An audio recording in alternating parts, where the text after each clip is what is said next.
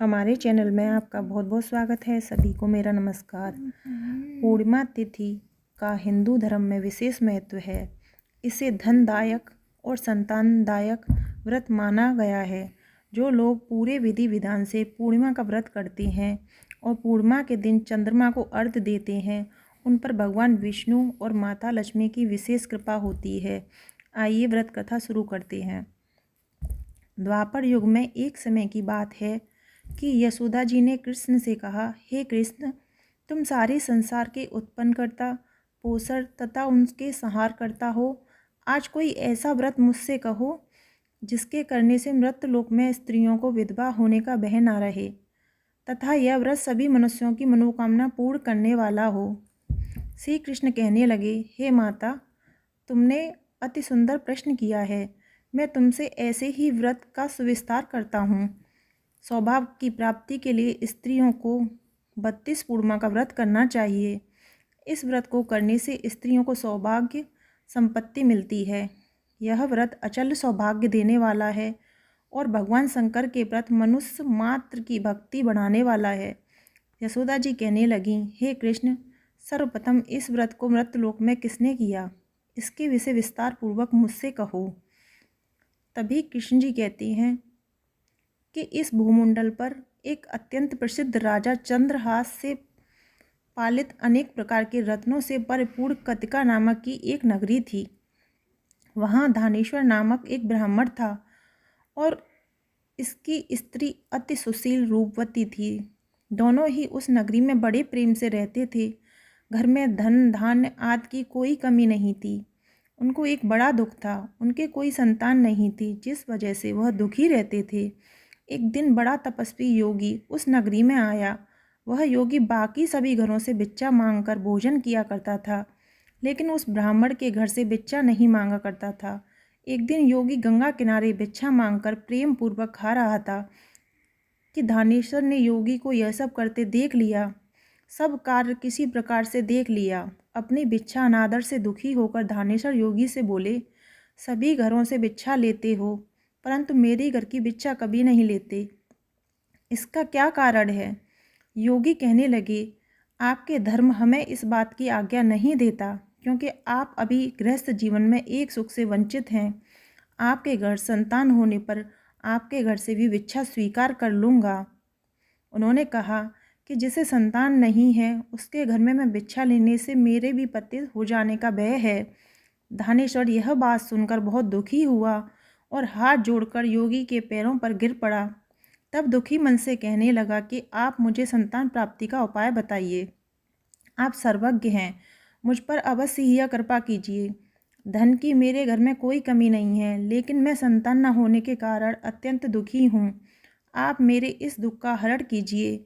यह सुनकर योगी कहने लगा, तुम चंडी की आराधना करो। घर पहुंचकर उन्होंने यह सारी बात अपनी पत्नी को बताई और खुद वन में चला गया। वन में पहुंचकर उसने चंडी की आराधना की और उपवास किया। चंडी ने 16 दिन उसे सपने में दर्शन दिए और कहा, हे धानेश्वर, जा, तेरे पुत्र होगा, लेकिन उसकी आयु सिर्फ 16 वर्ष होगी। 16 वर्ष की आयु में उसकी मृत्यु हो जाएगी। अगर तुम दोनों स्त्री और पुरुष 32 पूर्णिमा का व्रत करोगे तो यह दीर्घायु हो जाएगा। जितनी तुम्हारी सामर्थ्य हो उतने आटे के दिए जलाएं। शिव जी का पूजन करना, लेकिन पूर्णमासी 32 ही होनी चाहिए। सुबह होती है तो तुम इस स्थान के पास एक आम का पेड़ दिखाई देगा। उस पर चढ़कर एक फल तोड़कर अपने घर चले जाना। अपनी स्त्री को इस बारे में बताना। सुबह स्नान होने के बाद वह स्वच्छ होकर शंकर जी का ध्यान करके उस फल को खा ले। तब शंकर भगवान की कृपा से उसका गर्भ हो जाएगा। जब ब्राह्मण सुबह उठा तो उसे उस स्थान पर आम का पेड़ दिखाई दिया और वह उससे फल तोड़ने के चढ़ा, लेकिन वह पेड़ पर नहीं चढ़ पाया। यह देखकर उसे बड़ी चिंता हुई। उसने भगवान गणेश जी की उपासना की। कहा, हे दयानंद, अपने भक्तों के विघ्नों का नाश करने वाले, मंगल कार्य को करने वाले, दुष्ट का नाश करने वाले, रिद्धि सिद्धि देने वाले, आप मुझे इतना बल दें कि मैं अपनी मनोकामना पूरी कर सकूं। इसके बाद वह पेड़ से फल तोड़कर अपनी पत्नी के पास पहुंचा। उसकी पत्नी ने अपने पति के कहे अनुसार इस फल को खा लिया और वह गर्भवती हो गई। देवी की कृपा से उसे बहुत सुंदर पुत्र प्राप्त हुआ। उसका नाम देवीदास रखा गया। माता पिता के हर्ष और शोक के साथ वह बाल बढ़ने लगा। भगवान की कृपा से बालक बहुत ही सुंदर और सुशील था। पढ़ाई लिखाई में भी बहुत निपुण था।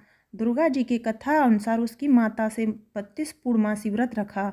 जैसे ही 16वां वर्ग लगा, दोनों पति पत्नी बहुत दुखी हुए। कहीं उनके पुत्र की मृत्यु न हो जाए। उन्होंने सोचा कि अगर उनके सामने यह हुआ तो वो कैसे देख पाएंगे। तभी देवीदास के मामा को बुलाया और 1 वर्ष के लिए देवीदास को काशी में पढ़ने के लिए भेज दिया। 1 वर्ष बाद उसे वापस लेकर आना।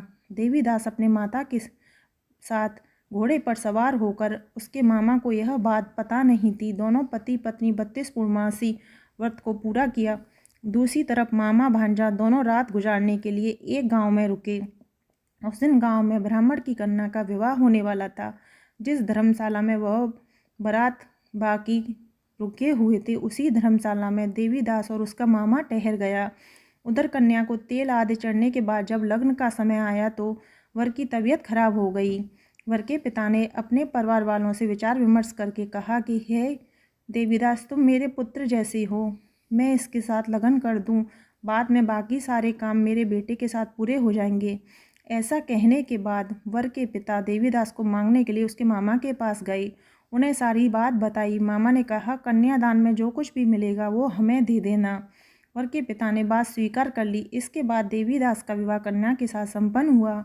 इसके बाद वह अपनी पत्नी के साथ भोजन न कर सका और मन में विचार करने लगा, ना जाने यह किसकी पत्नी होगी। यह सोचकर उसकी आंखों में आंसू आ गई।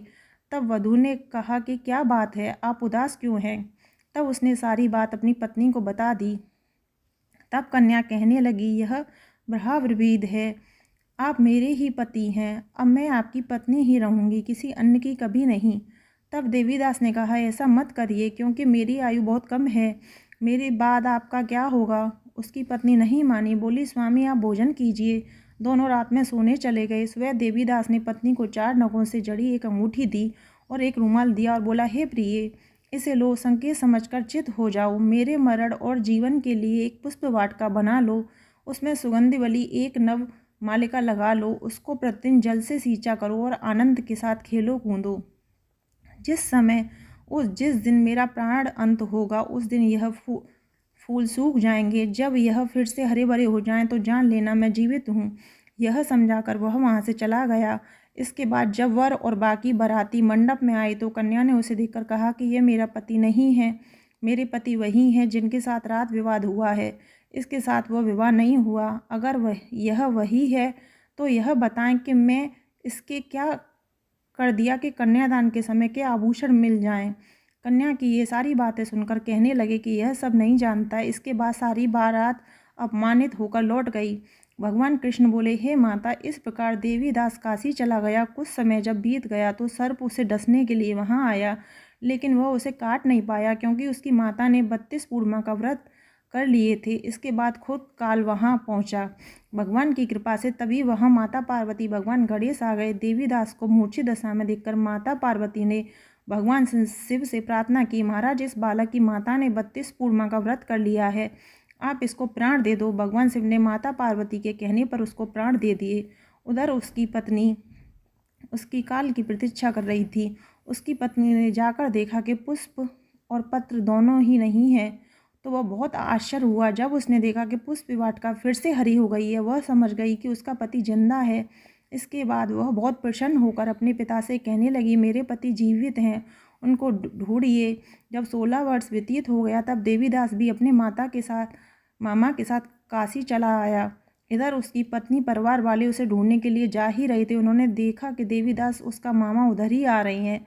उसे देखकर उनके ससुर बहुत प्रसन्न हुए और अपने घर ले आए। वहाँ सारा वगैरह इकट्ठा हो गया और कन्या ने भी उसे पहचान लिया। देवीदास ने उसके बाद अपनी पत्नी और मामा को लेकर वहाँ से चल दिया। उसके ससुर ने भी उसे बहुत दान दहेज देकर विदा कर दिया।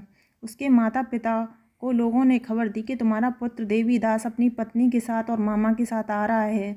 ऐसा समाचार सुनकर पहले तो उन्हें विश्वास नहीं हुआ, लेकिन जब देवीदास आया और उसने अपने माता पिता के पैर छुए तो देवीदास के माता पिता ने उसका माथा चूम लिया, दोनों को अपने सीने से लगा लिया। खुशी के में धानेश्वर ने दान दक्षिणा ब्राह्मणों को दे दी। श्री कृष्ण कहने लगे, इस तरह धानेश्वर को 32 पूर्णिमाओं का व्रत का प्रभाव से संतान प्राप्त हुई। इस तरीके से हमारी कहानी समाप्त होती है।